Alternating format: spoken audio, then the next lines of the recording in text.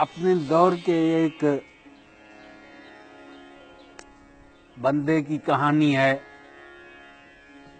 जो हक और सच की खातिर सारी जिंदगी लड़ता रहा और उसकी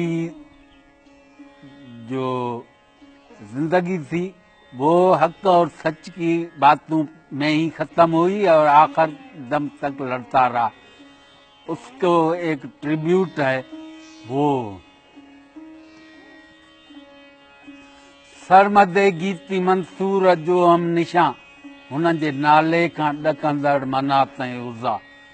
सरमदे गीती मंसूर जो हम निशा हुन जे नाले खां ॾकंदड़ मना ताईं उज़ा। हुन सां लश्कर खज़ाने सां रकश लड़िया। हुन चयो मूं लाइ काफ़ी आहे मुंहिंजो ख़ुदा। हुन ज़माने जी खोटी रिवायत भॻी। हुन चयो माण्हू माण्हू आहे यज़दान आहे। हुन ज़माने जी खोटी रिवायत भॻी। हुन चयो माण्हू माण्हू आहे यज़दान आहे। सिर ख़ुदा जे अॻियां जो झुके सो झुके ॿियो परस्तश जे लाइक़ को इंसान आहे। हुन जे ॾींहंनि में सफ़ेद पगड़ियूं ॿधल अहले तस्बीह बि हुआ अहले तक़वा बि हुआ। हुन जे ॾींहंनि में सफ़ेद पगड़ियूं ॿधल अहले तस्बीह बि हुआ अहले तक़वा बि हुआ। बुत परस्ती सां अटकण जी ज़रूरत न हुई। अहले मनसब वारनि जा जोधा बि हुआ। हिकिड़ो मर्द कलंदर सफ़ा नातवां जंहिंजी दस्तार फाटल ऐं लीरूं हुई। हिकिड़ो मर्द कलंदर सफ़ा नातवां जंहिंजी दस्तार फाटल ऐं लीरूं हुई। जंहिंजे कपिड़नि ते चतियूं ऐं पेवंद हुआ। ॼाण ताननि जे तीरनि सां सीरूं बि हुई। हुन जी ललकार सां लर्ज़ याबुत कदा चंडू ख़ाननि जी चावट बि धुड़कण लॻी। हुन जी ललकार सां लर्ज़ याबुत कदा चंडू ख़ाननि जी चावट बि धुड़कण लॻी।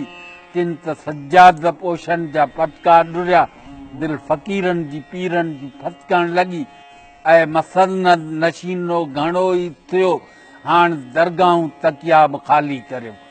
ऐं मसनद नशीनो घणो ई थियो हाणे दरगाहूं तकिया बि ख़ाली करियो।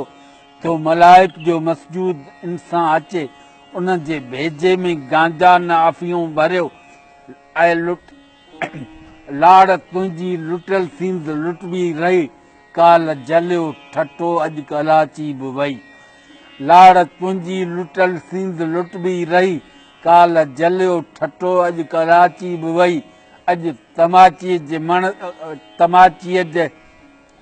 तमाचीअ जे तड़ तां मुहाणा तड़िया।